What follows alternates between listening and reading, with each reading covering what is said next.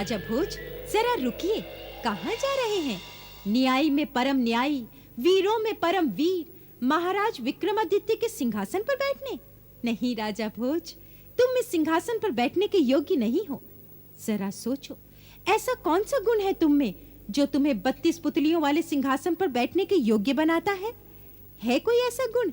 रुको, मैं तुम्हें महान सम्राट वीर विक्रमादित्य की कहानी सुनाती हूँ। एक दिन की बात है, वो अपने दरबार में इसी सिंहासन पर विराजमान थे। इस पत्र को तुरंत पाटलिपुत्र भेजने की व्यवस्था कीजिए।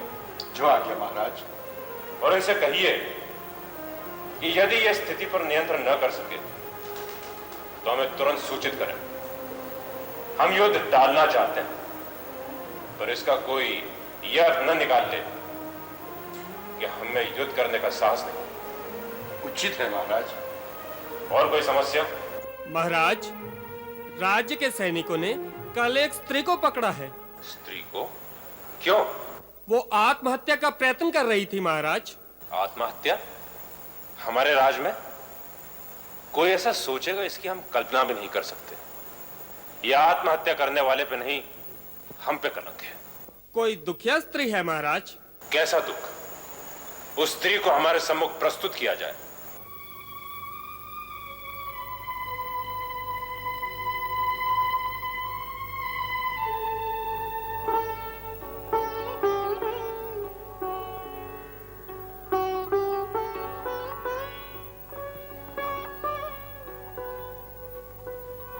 क्या बात है देवी?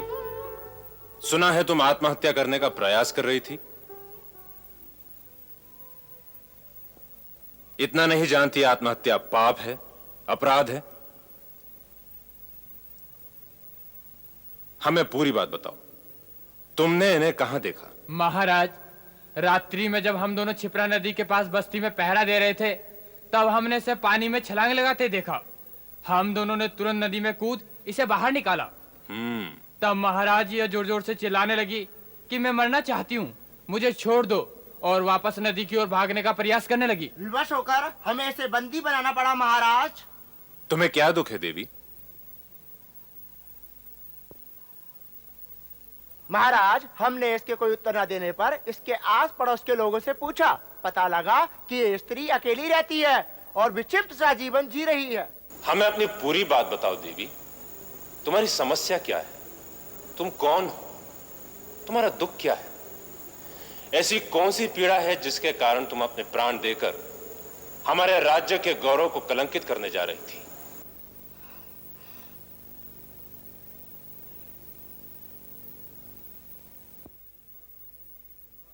इस समय तुम पृथ्वी के स्वामी, परम न्यायी सम्राट विक्रमादित्य के सामने खड़ी हो। राजा तो पिता के समान होता है। निसंकोच कहो, तुम्हारी क्या समस्याएं हैं?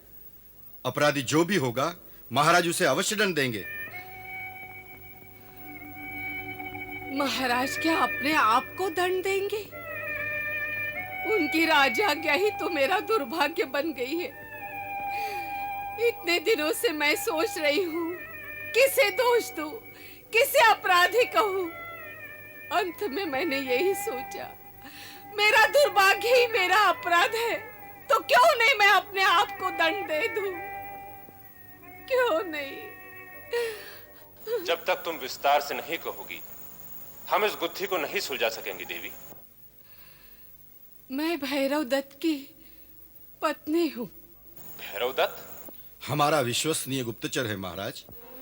आपका विश्वसनीय गुप्तचर, आपकी आज्ञा से प्राणों पर खेल जाने वाला बावला सेवक आपकी आज्ञा का विवाह के माह पर भी नहीं हुए, राजाज्ञा पाकर उज्जैनी से दूर कहीं चला गया। पूरा 1 वर्ष बीत जाने पर भी नहीं लौटा। ना उसने मेरी सूत ली, ना कोई संदेश ही भेजा। यदि इस संसार में वो कहीं जीवित होता।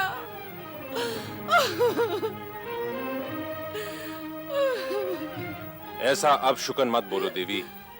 वो विक्रमादित्य का सेवक है, उस पर उंगली भी उठाने वाले को कड़ा दंड मिलेगा। वो जहां भी है सुरक्षित है। कोई वर्ष भर पूर्व आपने प्रजा की स्थिति जानने तथा किसी अनहोनी घटना या षड्यंत्र की सूचना बटोरने सभी दिशाओं में अपने गुप्तचर भेजने की आज्ञा दी थी। भैरव दत्त को आपने दक्षिण की ओर समुद्र की सीमा तक भेजा था। शेष सारे आ गए, पर वो नहीं लौटा तो उसकी खोज करने का प्रयत्न किया गया या नहीं? सैनिकों को भैरव दत्त की खोज में भेजा था, पर वे निराश लौटे। उनका अनुमान था कि वे कोई दुर्घटना में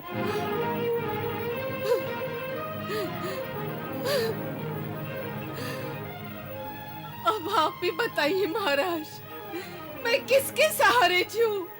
किस लिए जीऊं? क्यों जीऊं? क्यों जीऊं मैं?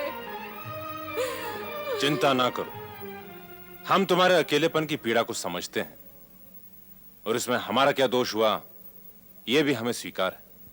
राजा होने के नाते हमारे अनुचरों की चिंता रखना और उन्हें संकट से बचाना हमारा कर्तव्य है। आज राखी का पर्व है, हम समझते हैं हमारी बहन हमारे घर आई। मेरी बहन हो, आज से इस राजमहल को अपना घर समझो। रहा भैरव दत्त के वापसी का प्रश्न, वो हमारी जिम्मेदारी है। उस वीर को पृथ्वी के किसी भी कोने से हम वापस लाएंगे। बहन को महल में ले जाओ।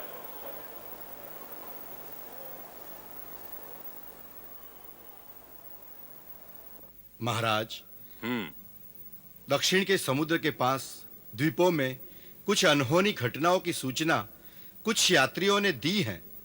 यूं तो आपके प्रताप से दक्षिण का पूरा मार्ग निष्कंटक है, फिर भी भैरव दत्त किसी रहस्य जाल में फंस सकता है।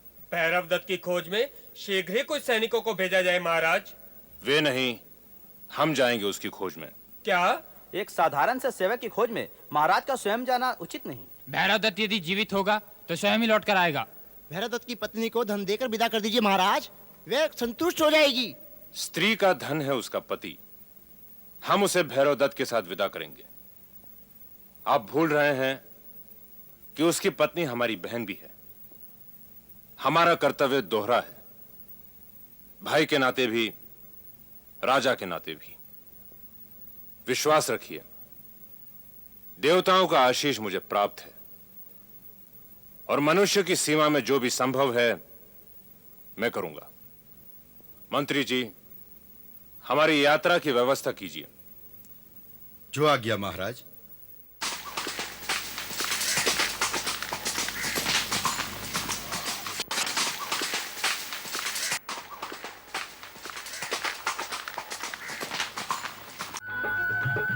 जय जय करुणाब्दे महादेव शंभु।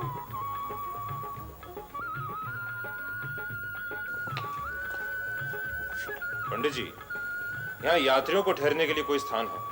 ठहरने के लिए कोई विशेष स्थान तो नहीं है। सागर दर्शन के लिए जो यात्री आते हैं वे यहीं मंदिर में ही ठहर जाते हैं। वर्ष भर पहले उज्जैनी से कोई युवक यहाँ के ठहरा था, भैरव दत्त था उसका नाम। नाम तो स्मरण नहीं, पर एक युवक यहाँ अवश्य आकर ठहरा था, उज्जैनी का ही था। उसी के खोज में मैं आया। उसकी किसी के साथ लड़ाई हो गई, यहाँ से पास ही गांव में बुरी तरह घायल हो गया था। अब सुना स्वस्थ हो रहा है। कितना दूर है ये गांव? सागर किनारे किनारे चले जाओ तो कोई 6 कोस।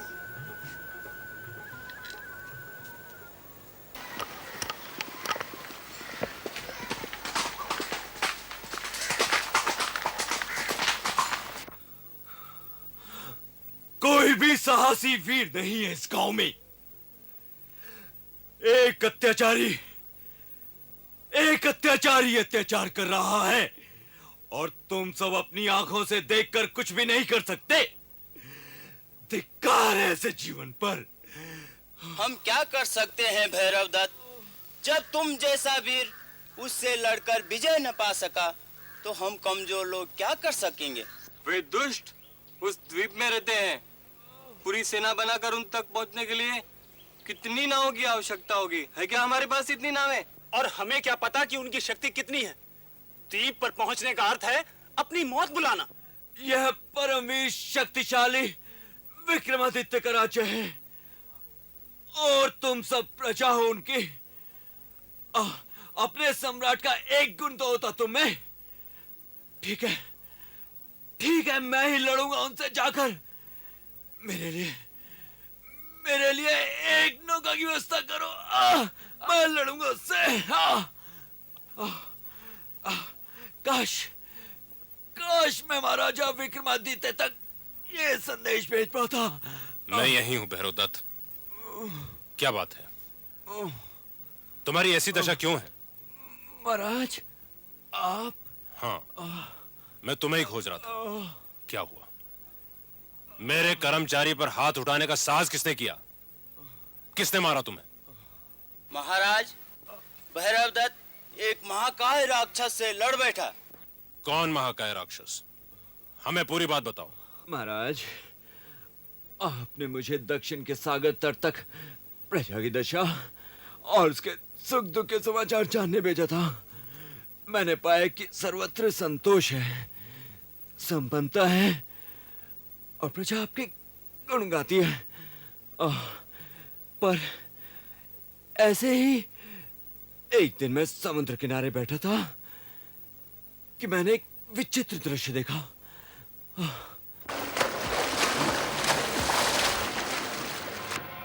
हमें बचाइए, हमें बचाइए, बचाइए, हमें बचाइए, बचाइए, हमें बचाइए। इस दुष्ट ने हमें अपने द्वीप पर कैद कर रखा है। हमें बचाइए, बचाइए, बचाइए, हमें बचाइए, बचाइए, बचाइए, बचाइए,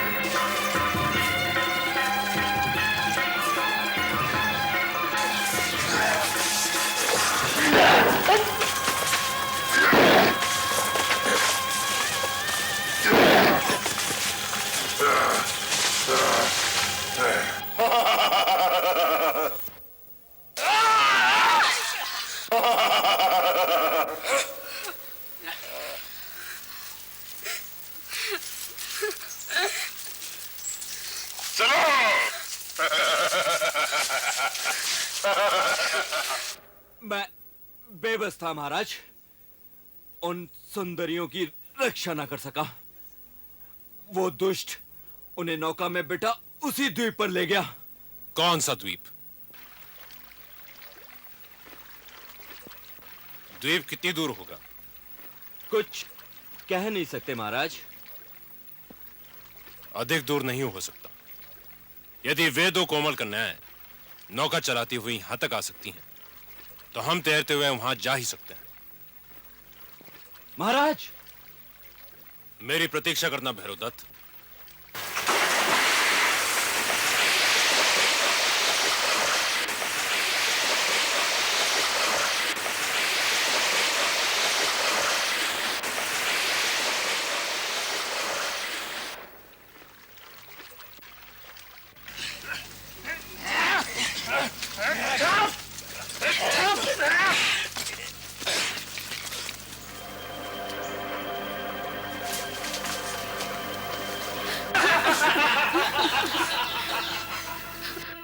मुझे नहीं लगता कि शेष जीवन हमारा यहाँ से छुटकारा हो पाएगा।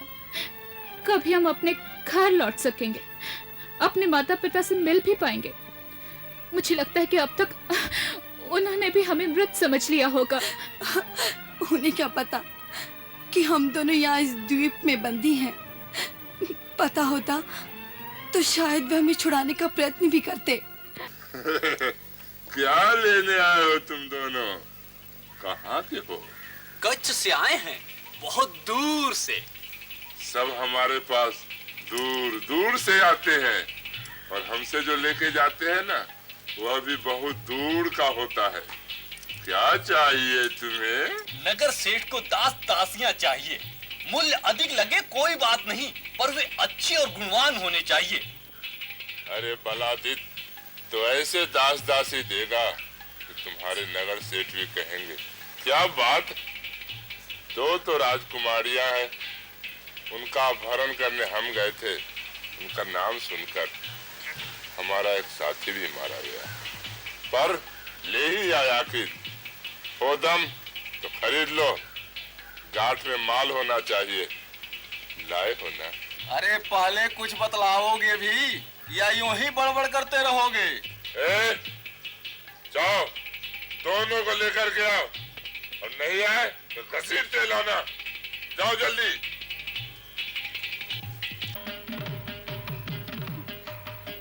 कौन हो तुम और यहाँ कैसे आए? चले जाओ यहाँ से, वरना ये लोग तुम्हें मार डालेंगे या दास बनाकर किसी के हाथ बेच देंगे। तुम साहसी पुरुष हो, पर तुम यहाँ अकेले हो। आप मेरी चिंता न करें, मेरा नाम विक्रमादित्य है। दूसरों को पीड़ित अवस्था में छोड़कर चले जाना मेरे धर्म में नहीं। आप अपने विषय में बताइए। हम दोनों बहनें राजा चक्रपाल की पुत्रियां हैं। महल के उद्यान में थी, तभी एक दुष्ट राक्षस हमें अपहरण करके यहाँ ले आया और अब हमें दासी के रूप में बेचना चाहता है। अब निश्चिंत रहे, आपका कोई कुछ नहीं बिगाड़ सकता। लगता है कोई आ रहा है। कोई बात नहीं।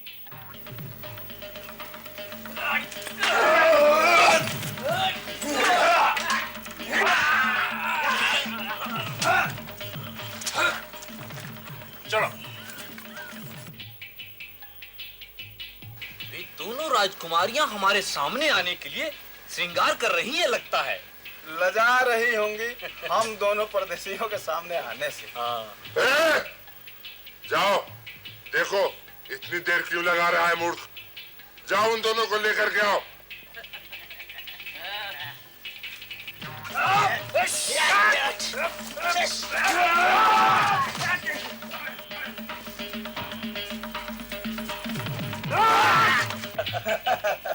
इसमें संदेह नहीं कि दोनों राजकुमारियां परम सुंदर होंगी। अरे जो जाता है वही कहो के रह जाता है। कहिए बलादित्य जी, यदि वे न आ रही हूँ तो हम ही चले उन सुंदरियों के दर्शन को। कौन हो तुम? इस प्रश्न का उत्तर देने के पहले या बाद मुझे तो तेरी दुर्दशा करनी ही है।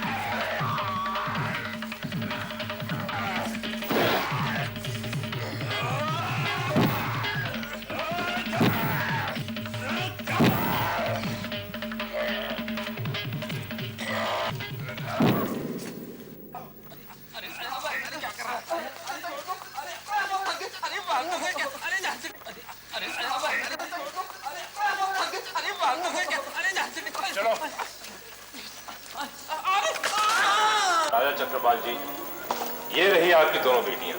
पिताजी। बेटी, मैं आपका जीवन भर आभारी रहूंगा सम्राट। आप सचमुच साहसी और समर्थ हैं। भगवान महाकाल की कृपा।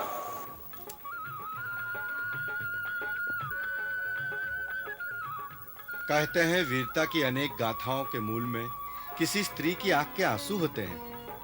इसने तुम्हारे ना रहने पर बहुत कष्ट सहा है। मेरी बहन को सुख से रखना, और हां, तुम्हारी वीरता और साहस के लिए यह पुरस्कार।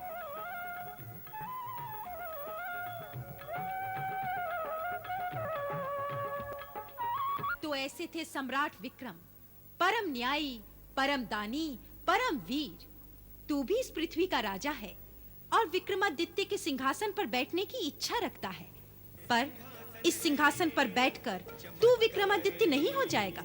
जरा सोच, विक्रम के गुणों का 10 मांस भी है तुझ में। ये सिंहासन है चमत्कारी, 32 पुतलियों वाला,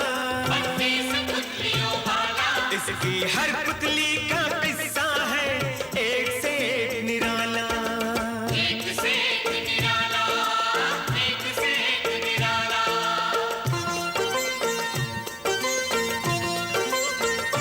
बड़ी दिलचस्प है बच्चों पुरानी ये कथा माला, बड़ी दिलचस्प है बच्चों पुरानी ये कथा माला, इसमें हर बात